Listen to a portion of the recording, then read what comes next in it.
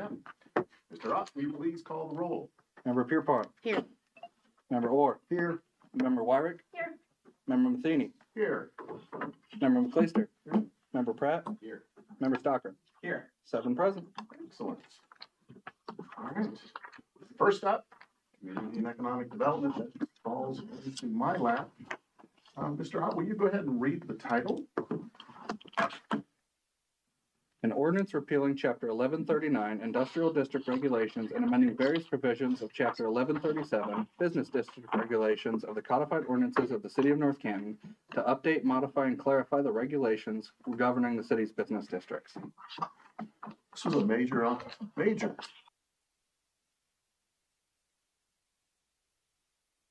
Fine, if there's questions, changing 1137 to commercial and industrial district regulations and a complete rewrite.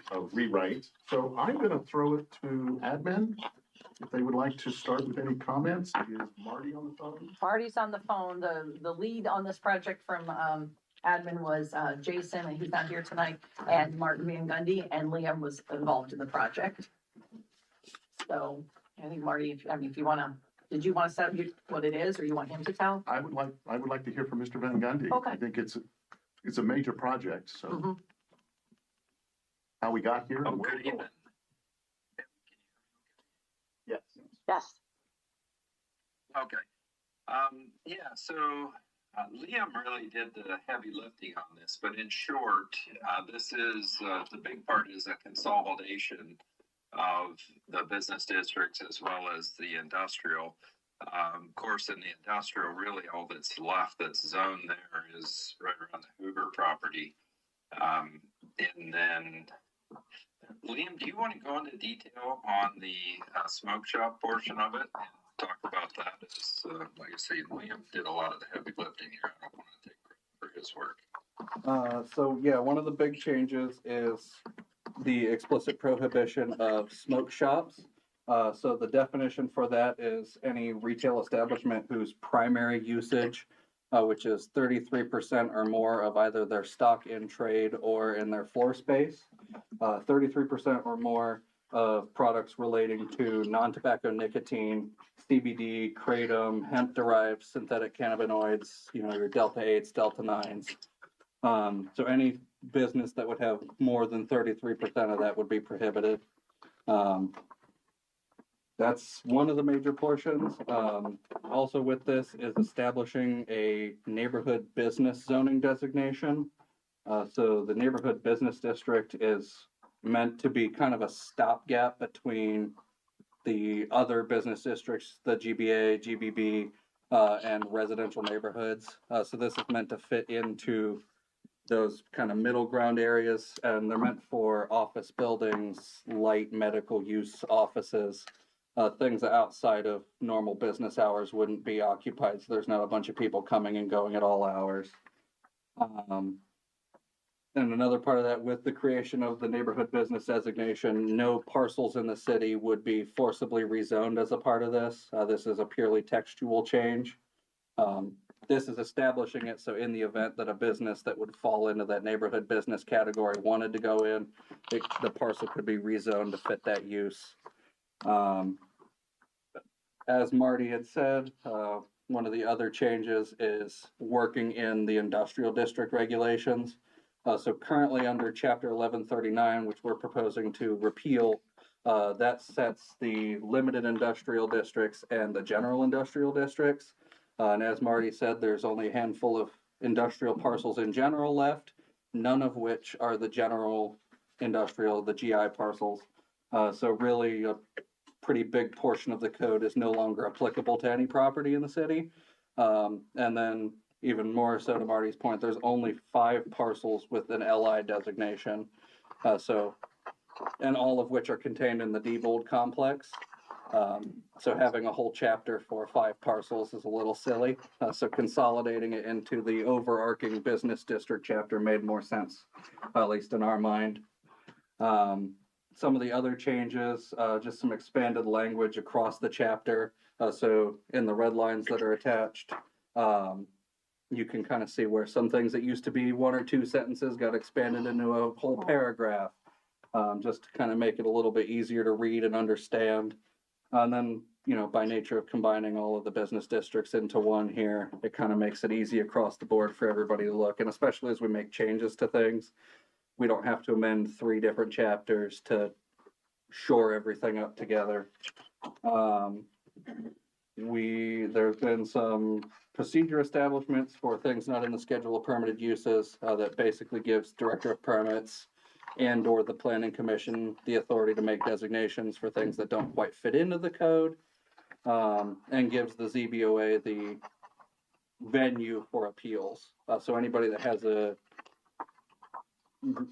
appeal of a designation issued by either Marty or the planning commission would appeal that to the ZBOA, and ZBOA would have the final say.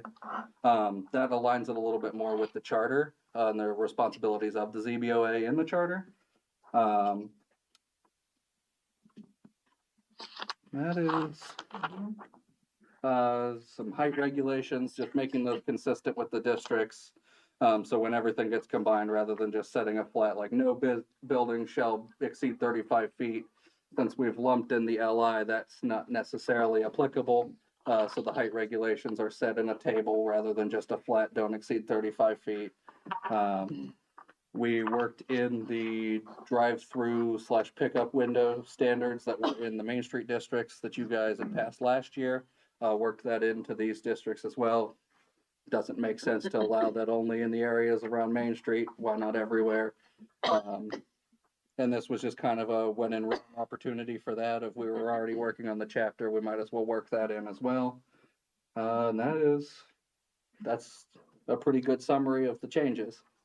So you were provided with the red line copies, because that way we wanted you to see, so you have a visual, because there were a lot of changes, and you understand tonight, you are just approving this to go to the planning commission, where there'll be a lot more discussion at the planning commission related to zoning and to everything in here. And then it will come back to you from the planning commission with their recommendations, and that's for your approval.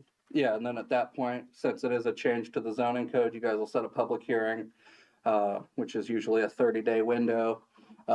And then it will get its first readings from there. It usually appears on the council meeting immediately following that public hearing for first reading. But it's good you have this nice takeaway to do a lot of homework and reading, because I know that when you're not living and breathing in the zoning world, there are a lot of codes, there are a lot of terminologies. What is GBB? What is GBA? I mean, familiarize yourself. I think we also provide you the zoning maps, and then also the abbreviations are on there from the zoning maps. So you can have a lot of time to really familiarize yourself with what all of this means and what all of these key changes are and the proposed changes. And then when it comes back, you know, you can understand it from where it started. So we just need that approval tonight to move forward to the planning commission. Why are we prohibiting, back to the smoke and vapor type store? And we had voted last year not to, but is that just gonna be an extension? Like if a business wanted to move into North Canton, you know, we're gonna prohibit that? We voted an ordinance to not have recreational marijuana THC products. Right. And we already previously had nothing for medical marijuana in North Canton. So Right. this is putting it into this ordinance, my understanding. Now, the vape side of that, there is tobacco vape out there, but as long as what Liam said, that it doesn't exceed 33%, meaning the majority of their business, they're fine with having that product on their shelves. It's my understanding. Is that correct? So for example, we have, without naming a name, but there is a local store that has more than 33% Right. of other items. They have some of these items, and that's fine. And no tobacco products are in this, so you could have a cigar shop or Uh-huh. tobacco, you know, pipe store and cigarettes, those are fine. This is the items that we're talking about in here that are along the lines of what Dave mentioned. So Liam, you mentioned that there's no forcible rezoning, correct? Correct. No business is going to be rezoned. So that includes. So I mean, anybody with an existing use, and Marty, Brendan, correct me if I'm wrong, they would continue, Grandfathered. they'd be grandfathered in. Okay, And then as far as rezoning of the parcel, that would be more that nobody is going to be forced from GBB into a neighborhood business, got it. any sort of designation like that. Their designation as a GBA, GBB would stay the same. Yeah, there's one business Catherine is saying the same and that I'm thinking of. Go ahead, Brendan.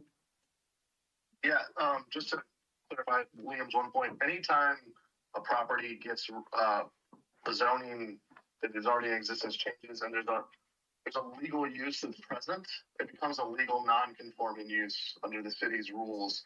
And so long as that use continues, they can maintain that exact use. And only if that use discontinues for a period of time, if it is no longer allowed in the new zoning that they are in, would a property have to shift its operations. But when we do something like this, no existing businesses will be affected in their operations. That's good to know. Yeah. Important to know. Any other questions for Mr. Van Gundy or for legal? Any other questions on this? I will make a motion to recommend item 3A to the planning commission for further consideration. Can I get a second? I'll second. All in favor? Aye. Opposed? Motion passes. I will also make a motion to postpone further consideration of item 3A until after the planning commission's recommendations are received. Can I get a second? Second. All in favor? Aye. Opposed? Motion carries. Excellent. Moving on to 4, Finance and Property Committee, Mr. Plaster. All right, so item 4A, pull it out here. This is current expenses and appropriations. There are a couple things that just to touch on in here before I pass things over to our wonderful finance department. One item in here is at 1206 North Main Street, which was originally a property purchased for combination fire and police department, which this was, well, I think this predates everybody on council.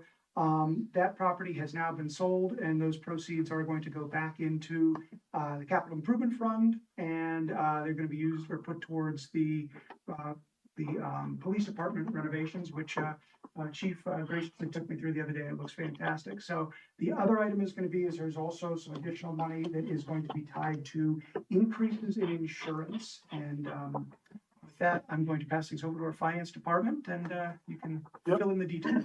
Yep, thank you, Jamie. Jamie hit the nail on the head there. So initially, there's kind of 2 things here. You guys are approving a transfer out and appropriation amendment here. Appropriations, we had to come to you for because we sold 1206 North Main, and you can only use that for public safety because it was bought with public safety bonds for the fire station and police station over there, where 1206 North Main currently is, and we obviously aren't building a station there. So it was either pay back that debt at a super low rate, pretty much free money, or put it into our police station. So we decided to put it into the police station, and anything that is extra will go to paying down the debt, right? So you're approving the transfer of that from the general fund to the capital projects fund, and then you're approving that appropriation to spend on the police renovation. Secondly, we had our property liability and fleet renewal here on April 15th.